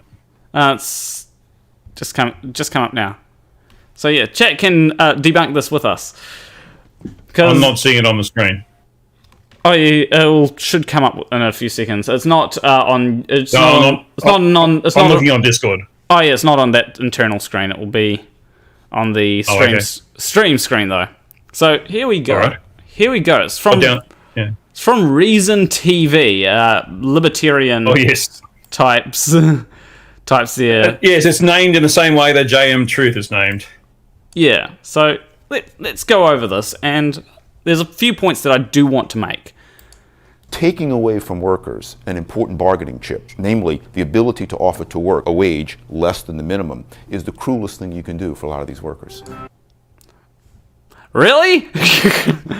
Who here has wanted to be like who here has actually wanted to work less than minimum wage and has actually decided, okay, well, I'm going to bargain for a job by offering lower priced work? Is that something that anyone is going to do? I don't think so. I think that workers generally want to make as much money as possible, and the employers want to they want to make it that they can pay as little as possible. So, you know, there's a bit of a balance to be found there, but we'll continue on. In a short period, the $15 minimum wage went from laughable to viable, as a New York Times headline put it. And now it's the law of the land for millions of New Yorkers and Californians. Earlier this month, the Empire and Golden States almost simultaneously passed laws that will boost the state-mandated wage floor to $15 over the next few years. It's a high-stakes bet that the law of supply and demand... Okay, so I just want to say, how's that working out for Californians? Because this is from 4 years ago. How's that working out for New Yorkers and Californians? Are things good? Like, did unemployment go up in those areas? I don't think so. I spoiled some of the video, but you know, they do talk about unemployment. But if anyone can get me unemployment stats in those areas, then I'll bring them up later in the thing. Man does not apply to human labor. I'm joined by George Mason University economist Don Boudreau, who also blogs at Cafe Hyatt. Don, thanks for joining us. Happy to be here, Nick. Okay, so economic theory teaches us that if you raise the price of something, everything else being equal, you get less of it. So the $15 minimum wage will destroy jobs for the least skilled members of the workforce. Of that I have no doubt. Yep. But then supporters of the minimum wage say, hey, you know what, markets aren't perfect, and that labor, particularly in service industries like fast food, car washes, hotel cleaning, it's an imperfect market, so there's some slippage there. Many workers in California and New York earning $12 or $13 or even $14. So I want to say to that point. So firstly, the minimum wage being raised, yeah, I have no doubt that some jobs will go bye-bye. Now, the thing is, with jobs being lost, well, the thing is, would you rather have a bit more unemployment, because, you know, unemployment will go up, or would you rather everyone have to struggle? You know, it's one of them things where there will always be a bit of unemployment. That's completely unavoidable. In fact, I've heard cases where if there were no unemployment, then it wouldn't work too well for the economy.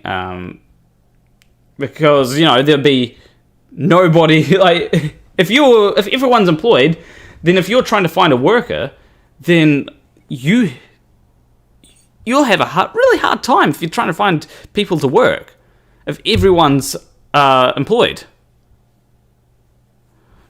And one person says, that's why you use migrant workers. Yeah. I suppose, but like if you've got like everyone's employed and you might have a job offering for like some skilled work. Not everyone that's employed. You can't just grab some migrant workers that are low skilled. You know, and you know, a lot of these people. This is a great pause frame, by the way. Hugh, are you there, by the way? Hello? Oh, yeah, there we go. Do you have anything to add to this? Yeah. No, you've just been talking a lot, so I'm letting you talk. I've done a quick Google search on unemployment in California. And this was, well, the video is 2016. Is it that when you think this came in, or? Yeah. Can I share? I can share my screen, can't I? Yep. Let's see if that will work. Obviously, there will be a lot more unemployment there right now due to Oh, yeah. But the graph will show this, which is what I think I'm sharing, but I can't see it. Can you see it yet? I've got two squares. Let me. How do I stop watching? Then I'll try loading it up again. Or could you send me a link? Now I can bring it up on my screen. Yeah, I'll do that. Put it in the chat for the call. There you go. So this shows. So if they did something around 2016, it made no difference whatsoever. The trajectory was pretty much the same, and then of course when COVID came in 2020, it shot up, and it's coming back down again now. Because this only goes to 2020, but I saw other statistics when I was Googling. It says it's down to about 8.5% now. So, that's not really good evidence for what you're saying, but but as you can see, it makes whatever they did in 2016 made no difference. I mean, it was already on that trajectory. I suppose you could say that it stopped. That it sort of, because it did sort of teeter off here, but it's like you can't have actually you want the curve to go the other way if it made a difference, because that's just 4% down the bottom. So you want 4%. Is in Australia at least, they consider that full employment, because there's only so many jobs that you can have, and there's always turnover and things like that. So if you're getting down to 4%, you're doing pretty well in the economy. But of course, then COVID came along and people went out of business. Yeah, and the when it comes to 16 to 17, 2016 to 2017, it wasn't that much difference from before. And obviously, it is going to. There is a peak. You can see the rate is slowing there, though. So if you're doing this measure to increase for it to affect unemployment, it'd go the other way, you'd think. Increase. Sorry. The argument is that it increase unemployment, wouldn't it? Yeah. So maybe there is an effect there. Yeah. So maybe it did have a small effect, and I don't doubt that when you raise the minimum wage, that people might become unemployed. But we're going to get to some of the arguments as to why I think that would be the case. But it's not so much that I don't think that it's so much raising the minimum wage. Like if you pay people a livable, if you pay people a minimum wage, and that you adjust that wage for inflation, well, then you're going to have, then it's not the wage that's going to be pricing people out of jobs. It's something else, and we're gonna get to that. So we'll go back over to people who don't know much about economics always forget that when you give money to people, well, we're not giving it here; they're still earning the money. That money goes back into the economy, because those people have to go and pay for rent and buy food and things like that. And then the people who receive that money, they put it back in the economy as well for the same reasons. And the money is not lost by doing this. Yeah, it would raise the costs of a business if you're sort of forced to pay a certain rate higher than what you were paying them anyway. Most successful businesses always pay above award or whatever, because they want their employees to succeed because they're doing a good job. I mean, if you're a profitable business, that's quite easy for you to do.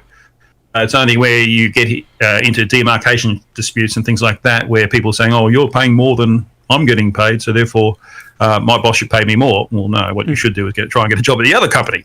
But that's sort of above the minimum wage argument, I guess. David B did make a point that I forgot to mention, and that is you would also expect that unemployment would go down more slowly as you approach full employment. Yes. So as you're approaching 4%, if 4% is what is considered full employment, then you'd probably expect it to sort of teeter off, because you can't just imagine having negative 1% employment. Everyone's got two jobs. Yeah. Although, geez, like that. It would actually be interesting to see that, like to see that graph, to see on how many people are working two jobs. Well, I know, a lot of people are struggling. They're working lots of jobs. Anyway, we'll continue on with this. An hour. Is it possible for them this will just bump them up? No. Some of them are going to lose their jobs.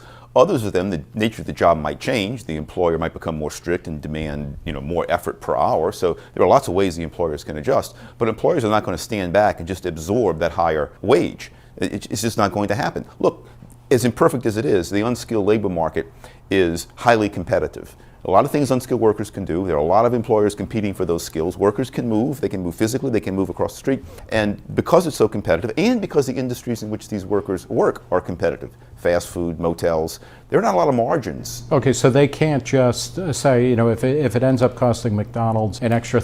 So one of the things I want to make a point of is that it doesn't matter that... It doesn't really so much matter that the minimum wage goes up, because it's one of them things where if the minimum wage goes up, then theoretically you'd have it to be adjusted to inflation, and that's what should happen. You adjust things for inflation so that the minimum wage isn't actually increasing relative to inflation, so that every company can basically keep up. The issue is that we're making so many just big jumps in minimum wage because, when you get to when it gets down to it, it's like, oh yeah, we'll just increase minimum wage because everyone's demanding it. Let's do that. That would be a good idea. No,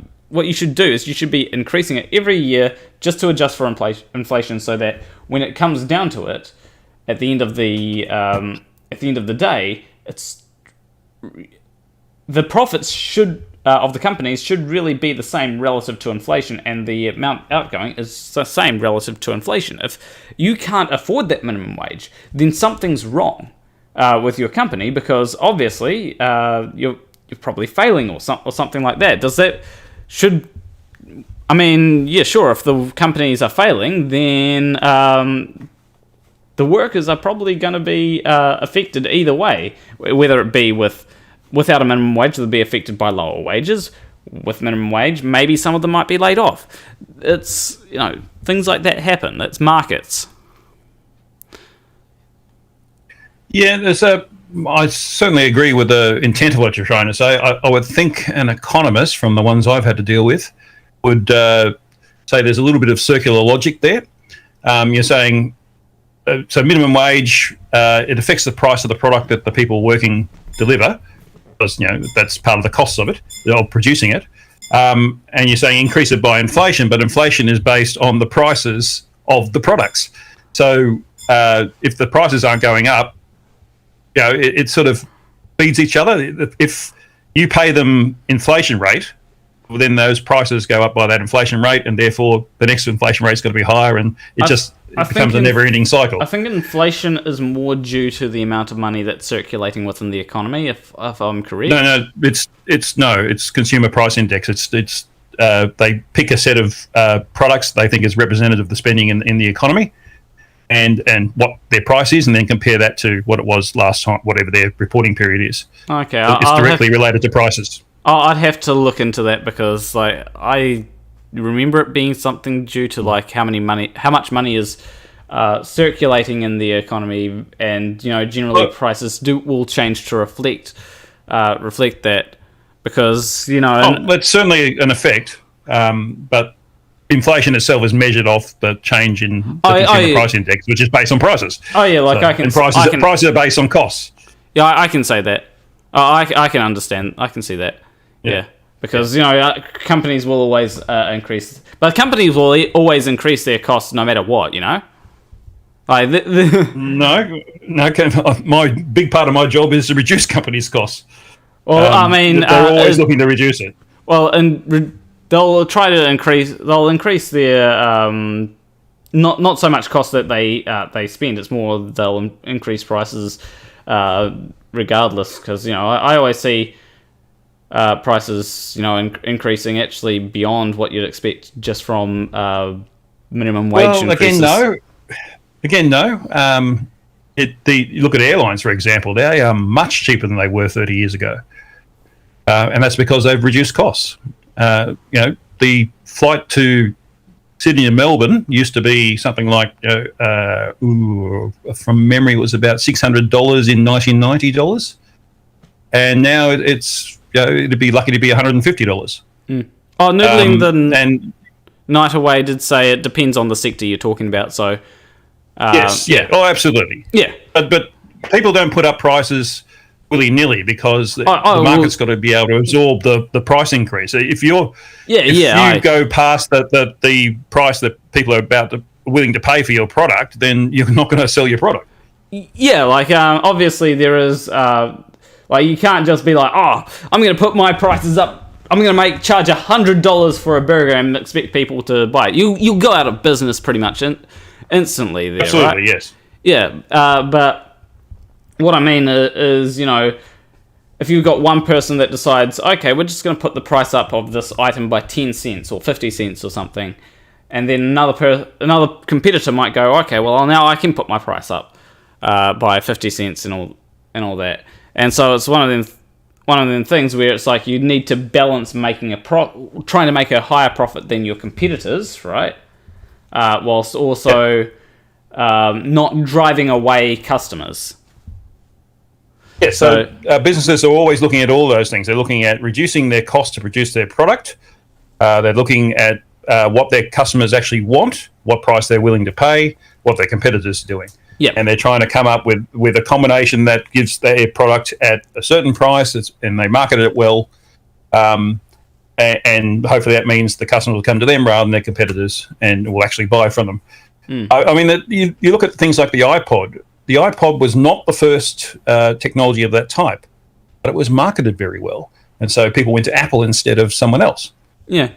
So it's more than just having a good product for the right price. It depends how you influence the public to come and buy it from you. Yeah. There's also the case that even though inflation, even though the minimum wage hasn't gone up in America, inflation has still occurred in America. So regardless of whether the minimum wage goes up, I think that inflation will still occur. It should, yes, because inflation is basically people saying, I'm going to try and get a better profit for my products. Yeah. So if you're also raising your costs at the same time, you're not going to get that better profit. I don't know what the inflation rate is in America. It's been very low around the world for a long time. Let's have a look. It's about 1 to 2. I think it's generally about 1 to 2%. 2.25%, yeah, which is basically next to nothing. Yeah. I mean, the Reserve Bank in Australia basically has nowhere to go at the moment. The rate is close to 0% on the standard rate. So inflation's only like 1.5 or something like that, which is usually the sign of a bad economy because no one wants to buy anything. So they don't have opportunities to raise their rate, but that's why they're focusing on cutting costs to produce the product in the first place. So. Yeah. We'll continue on with this because there's definitely a few points that I want to make, and there's something that I will advocate for, which is basically I think it's a good solution. So we'll continue. 30% in cost to produce something. They can't just raise the price 30%. The prices will go up somewhat, but look, when the prices of McDonald's hamburgers go up, people buy fewer McDonald's hamburgers, which means McDonald's needs fewer workers. No matter how you cut it, some workers are going to lose their jobs. Talk a little bit. You hear a lot in this context about. Okay, problem here is. People will be getting more money as well. You got to consider that. It's not that It's not that the price goes up of McDonald's hamburgers, pricing everyone else out, and nobody has enough money. The amount of money that people have also increases, meaning that they can buy more McDonald's hamburgers. I mean, it's just simple economics, and you want money to be circulating in the economy. If people aren't getting paid enough, then essentially bad times are going to occur because people might not be able to afford things. Therefore, companies don't make as much money, meaning that they'll, it's just one of them things that you want money to be circulating through. A healthy economy, in my opinion, is where money is circulating fast and snappy. As soon as you get the money, you're spending it because you want to. And let me iterate, because you want to, not because, debt. Yeah, we're talking about disposable income. Yeah. Yeah. Yes, to some extent. It certainly does happen. But sometimes when you get more money, more disposable income, you don't spend it on the same thing. You spend it on something else because you now have the money to get that something else, where you didn't have it before. So that can reduce demand as well. But either way, if you don't have demand, you don't have profit. But either way, that would might go to another sector of the economy, and they would have to pay their workers more, and their workers might also decide, okay, I don't want a TV, I want some McDonald's, you know. So you pay your fast food workers more. They might decide, okay, I want a TV, right? They go and buy a TV, brand new flash TV, and then the workers at the TV shop, I mean, the TV shop company, they're like, oh, nice, we're making more of a profit, and the workers there are being paid more, and they might go and buy McDonald's. It's, you know, it's regardless, it's a good idea. You're basically increasing the amount of money that's flowing through an economy. Well, increasing profit does that because you're effectively creating money. You know, if I have a house and I buy it for $100,000, I sell it to you for $120,000. That $20,000 has been created. It's not like anyone printed off any more money, but the value is there because you were willing to pay that extra money. So yeah, I'm basically agreeing with you, but I think there's a few nuances that because you're not an economist, and neither am I, but I've had a lot to do with business, so I've probably got a little bit more experience in these sort of things. Yeah. And you know, as I did make the caveat that I am not an economist, so don't take whatever I have with a grain of salt. You know, don't go out and invest based on Planet Walks. Yeah, don't take my praising of Dogecoin to be a good investment. Yeah, so that scares me that so many people have jumped on that when it's obviously not going to last. Yeah, I might just based on anything. Or here's the thing. Like what I'm going to do is I'm going to create some NFTs and go and buy them. go and buy them for like millions of dollars, and then I can become a millionaire. Sounds good. Actually, a friend of mine started a cryptocurrency, and he's actually done quite well of it simply because of things like Dogecoin. People are thinking, oh, crypto, it's a good investment, so I'll put money into it. But it's not a good investment. It's got to be based on something, you know? Yeah. At least Bitcoin has, you can do US government contracts in Bitcoin now. Oh, okay. So that's something to base the value of what you're using on. Whereas Dogecoin has no, it's a meme. It's not based on anything, so it's just going to collapse eventually. I would like to invest, and I'd like to, and like I think that the sooner I do get to invest, the better. I'd like to invest into companies that have high dividend rates, just so that when I retire, because they're going to eventually raise the retirement age to like 80 or like 900 or something, you know. Probably by the time you get there, yeah. Yeah, and so I want to be able to retire with a decent, you know, spend some time like, you know, traveling or whatnot, whatever people do while they retire, or whilst I still lie to bed and be sick. Yeah, whilst I still have some agility to me, I want to be able to, you know, do stuff, and so, you know, I think that investing into high dividend payouts companies, or whatever you call them, would be a good idea. Blue chip you're thinking of. But let me encourage you to invest in the Hugh Jarsz Corporation. We'll pay you dividends in Dogecoin. Well, I think that after it's collapsed. I think IBM pays like 5% dividends on their... Yeah, you can do better than that. Yeah, I think they're one of the highest paying dividend companies, and obviously you'll only make your money back after 20 years, you know. But you've also got, investment. Too many people treat investments like a bet, and you know, investments is you put your money in and you hold it because you think that corporation will be worth many, many times it is what it is now in the future because of what they're actually doing. You've got to base it on what the company is. Yeah.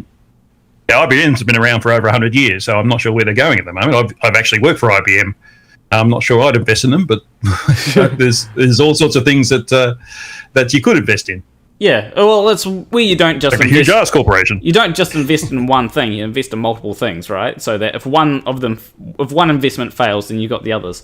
And the reason why I say that I'd invest in the ones that with high dividends payouts, and I'd also make sure that I don't invest in fossil fuel companies because those dinosaurs are going to go extinct sometime soon. Hey, bit of a pun. Actually, before they go extinct, they'll be very, very profitable because what they have will be very hard to get. Possibly, but it will be one of them things where, hopefully, after 20 years, whatever investments you've made have paid themselves off, and now you've got these investments that you've made that are just making money for you. And if you decide to sell them, then if they're worth more than what you paid for them, you can basically sell things and get extra money. You've essentially reduced something from what was like most people do treat it as a bet. They hope that it will be worth more in the future, and if it's not worth more, you've just lost. Whereas I would like to treat it more as a free money. But it's you only get that from dividends, from things that pay dividends. And some companies, they pay barely any dividends, and it's like, okay, I'm not going to invest in them because I want to get free money. I don't want to go into betting. Jeez.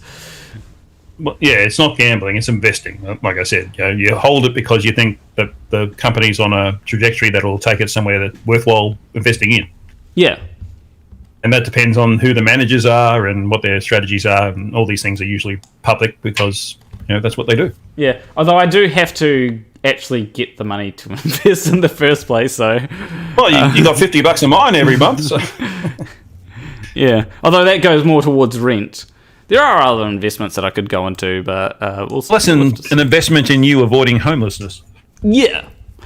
And that's probably an important investment to be able to invest. Like, if I had stocks and I was homeless, it's like, I'm not going to hold on to those stocks. I'm going to invest in not being homeless by selling the stocks.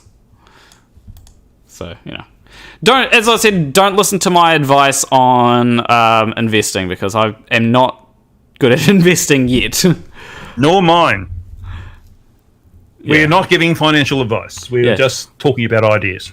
Yeah, just ideas that I'm thinking about doing, but it could be bad for me. Apparently it's a legal thing. If you're giving investment advice, you've got to declare it, but we're not. Yeah. Do not take my advice because, as I said, I'm not an economist, although we can still dunk on this, so let's continue with this. Automation, and particularly about places like fast food restaurants. How does automation intersect with increased labor costs? One thing that capital can do is substitute for workers. And so when the relative price of labor rises, employers seeking to keep their profits as high as possible search for ways to replace those higher cost workers. One way is to put in machines.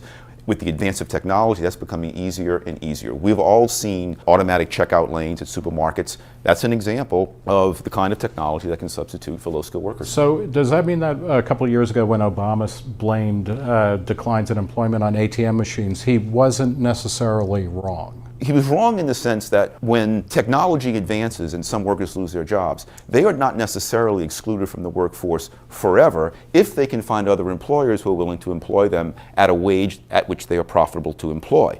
Okay. The problem with the minimum wage is it prevents employers from hiring any workers underneath that stipulated minimum. And so it's the wage that prices them out of the job, not the technology.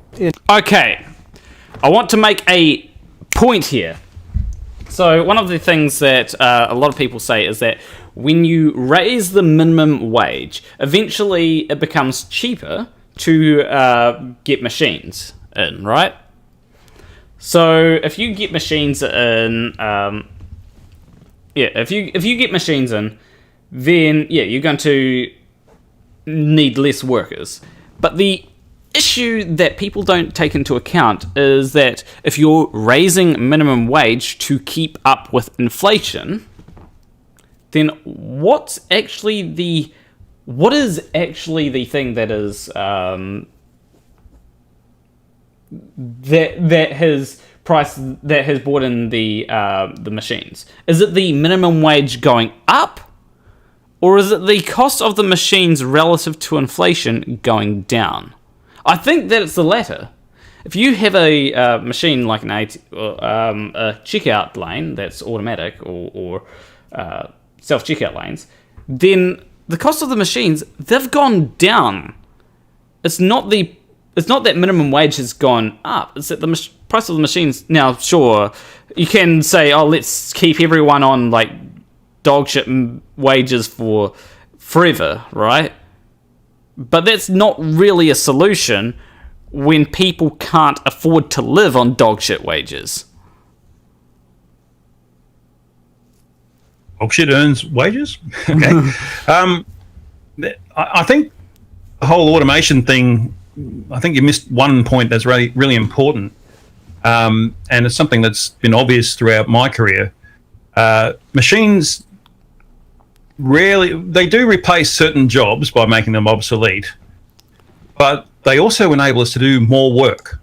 When I started, people they'd only just come off typewriters, and they were starting to use word processors, Microsoft Word on computers, but they could refer to them as word processors and things like that. And that enabled them to do more work, and they could do more work, and that means they get more product out there, and therefore they get more profit. Yep. And yet it's the same number of staff. They've invested in the machine. The machine has a running cost, obviously. But that all still comes in under what they, in terms of profit, that still means they get more profit than they would have had before that, when they had to do everything with typewriters and have endless miles of filing cabinets with paper in them and that sort of thing. So it's when machines come in, they enable us to do fewer people to do more work, and that means more profit. More profit means that we get taxed more, and there's more money for governments to spend on the things that we demand from government. So I think that's an important point to make as well. Yeah, it's one of them things where you got to take into account like the nuances. You can't just say, "Oh, machines raising the minimum wage will mean that it'll price workers out of a job." This because big companies will invest in machines. It's like, no, there's a lot of things. Now, I actually there are solutions to all this, right? But it's just not the solutions that they'd go with. Like I'd go with a solution like a UBI, right? Universal Basic Income to. I wish they'd come up with a better acronym. It sounds like a UTI. But like UBI, Universal Basic Income, would be so you'd tax the corporations. Well, actually, no, not necessarily the corporations. More the the people that make millions of dollars a year. Those are the people that you'd tax. You'd also tax corporations at maybe a little bit of a higher rate, but mostly the people that earn. The people like Jeff Bezos, maybe a wealth tax as well would help. And essentially, a UBI, you have that so that when people lose their jobs, they still make money. Rather than having to get people to go to like, if you had a UBI, you could actually, if you had a UBI and strong unions and. Sorry, America, but you're stuck with your minimum wage because you do not have strong unions. But a UBI and strong unions, then you can essentially have this thing where people don't really need a minimum wage. I actually think that worker co-ops would be better than strong unions because then people can basically decide their own wage and they can decide if they want to work as well. If they've got enough income to survive on. If you've got enough income to survive on, then you can decide whether you want to work at a particular company rather than being forced to work at a particular company because if you don't work at that company, you die from starvation. That's what I don't want in this world. I want people to be able to work because, and you brought up this thing about purpose before the stream, right? Yep. There'll be people that will be looking for purpose, and for some people, work will become a purpose. It's not that people will it's not that everyone will suddenly be like, I don't want to work, but I need a purpose. There'll be people that will find purpose in work, and they'll and some people do. Most people complain about work though, so it's not really a purpose. I was talking more about my personal experience, but for me, I go to work to help people. Yeah. And that's the work I do helps people. The work I'm doing at the moment is going to help very, very sick kids and very sick elderly people as well. And that to me is a wonderful thing. And I love doing those sort of work. And I've done work in the past that will help the entire state of Queensland. But I don't want to get into details and dox myself. But majority of people, they only go to work because they have to. Yeah. And the risk, what you're saying, I'm not saying it's definitely going to happen, but the potential is 80% maybe, just to pick a figure out of the air, of people who just stay at home and don't do any work. And then that leaves the society in control of just 20%. And I'm not sure that's an equal society. It's one of the things where, people, you'll always have some people that will be working. And I think that people, the incentive to work would be, a bit more money. Maybe you don't have quite enough money to get that fancy PlayStation 5 or PlayStation 6 or 7, whichever one comes out at that time. But it also gives you more of a bargaining chip against employers that force you to work jobs that are dog shit, right? Like I know people that story time. Can I just stop you there? We probably should not say jobs that are dog shit, because to me all work has honour. Yeah, it doesn't matter if you're cleaning toilets or anything like that. I respect anyone who's got a job. I've had I like to talk to people on what you might call a lower job, but they've still got a job that's better than someone who doesn't have a job. When I say dog shit, what I'm meaning is I'm not talking about the job itself. Like every job needs to be done. The jobs that I'm talking about is the jobs where you don't feel valued, the jobs that just bring you down, the jobs that you don't get paid enough, those sorts of jobs. So the reason why I say story time is because I know someone that works in that type of job. Their boss, they don't like their boss. In fact, people have been leaving the job because of that boss, and the people left there now have to work higher hours. And people studying even have to work. They're working like greater than 40-hour weeks whilst studying. Some days are they've been working like night shifts and all that. And it's just one of them things it's holy shit. Like they need to get out of that job. But if they do, then the other people in that job also suffer. Like the higher ups need to get rid of the manager there. In fact, one of the people working there is only working there because they want that management position, because they know that the person needs to leave the management position. But apparently, they've been saying, "Oh yeah, I'm going to leave this management position," and this year passes. Yeah, this year it's going to be apparently they've received so many complaints, but. Yeah, it's one of them things where that's what I mean by dog shit job. It's one of them jobs which is too stressful and all that kind of stuff. And that describes most jobs, but because managers are human, unfortunately, and not unfortunately, but humans. Some humans are crazy, basically, and I've seen studies that show that to become a CEO, you basically have to be a sociopath, fight your way there. So the higher up you go in the management, the crazier they are. That's not all managers, obviously, but I'm talking about on average and based on scientific data that I've read, and I'm sure anyone could look up. And that's what makes the job hell when you've got a bastard boss. But not all bosses are bastards. Some are brilliant. Yeah. I've certainly worked for people. There's a saying: people don't follow companies; they follow managers. So, there's certainly managers that I've worked for that if I got the opportunity to work for them again, I would. And it doesn't matter what the company is, really. Yeah. They could be Baby Eating Proprietary Limited or something. I'd still work for them. I personally think that worker co-ops would be a good idea, because then basically it's one of them things where everyone gets together and decides, okay, yeah, I want to work for this wage. And in a worker co-op you can also decide, okay, let's go for a low wage because we're starting out or something like that. Like if you were if every company were to be a worker co-op and there were to be a UBI, you would not need a minimum wage. And, startups could start easily. It'd be very easy to have your startup go do that thing. And obviously there may be some people that have a bit more power because I know that if a YouTuber creates a business, then the YouTuber has more power in that business because, if they're the face of that business, right? Then obviously without that YouTuber, the business would. They are the brand. Yeah, they are the brand. So obviously, take me for example. I don't have an editor, but let's say I had an editor. Now, a 50-50 split, even though that may be fair, and the editor may want that, it'd be something which is like, okay, well, if it'd be one of them things where it'd be like, okay, I can find someone who's easily willing to have a less split. Like I could say, like, let's say 20-80 split. Like there'll be people that would be working.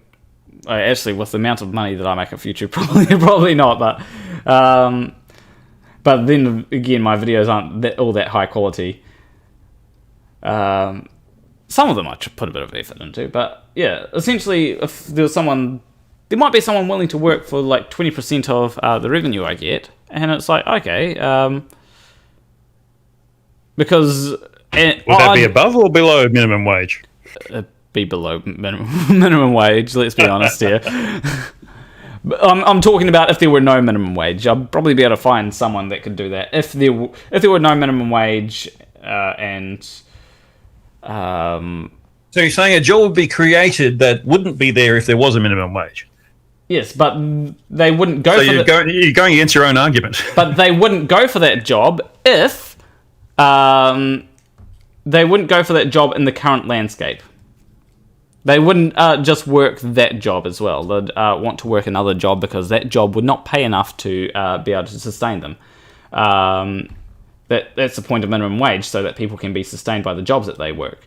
UBI. So perhaps a person could pick up other editing jobs and get together, doing 3 or 4 YouTube creators editing and get a half decent wage as a result. I don't think that people would go for that job simply because they wouldn't. Even if let's say there's no UBI and there's no minimum wage, people would definitely not go for the job because they just wouldn't get paid enough to compensate them for their work. Because even if it's 20%, 50%, yeah, maybe. In fact, I think 50% would actually be rather generous, seeing as I do quite a bit of work on the side, which I actually need to check something, which I'll need you to stay around just after the show. Anyway, talking about after the show, I think that's a good place to end it up. There's a lot more to this video, but he essentially says that government needs to lower regulations, and that's what's going to create jobs, which I don't necessarily... So that's what every economist has ever said about any government, and that doesn't mean they're wrong. Yeah, I think that certain regulations, yeah, but I think that subsidies for not low-skilled, for small businesses would be a good thing. Because small businesses are the ones that make jobs. Yeah, yes. Yeah.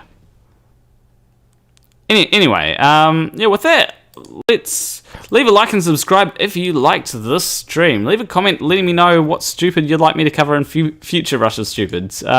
We did go into economics for the last 50 minutes or so. But yeah, do you want to show yourself, Hugh?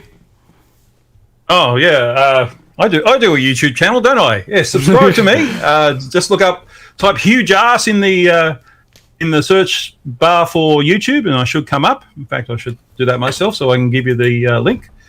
And I have a live stream. I'm planning one anyway for Tuesday night UTC time. So that I'm not sure who's going to be on. I've got like 3 ideas I'm going at the moment. I'm not sure who's going to be available for them. So we'll see what happens. And my video on Dell's just come out recently. Probably most of you have seen it already, but in case you haven't, go to my channel and check it out. I'm just about to put the link. If I'm home, I don't know whether I'll be home like this next week. Yeah, like it looks like I should be home from what I can see. I'll check my spam folder real quick. Oh, mail enhancement. No, nothing in my spam.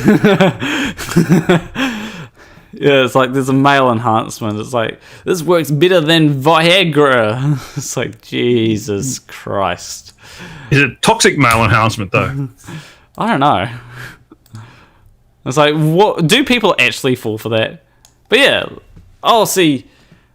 Go check out Hugh Jarsz, and yeah, I'll see you in the next stream. Between you and me, thank you for watching.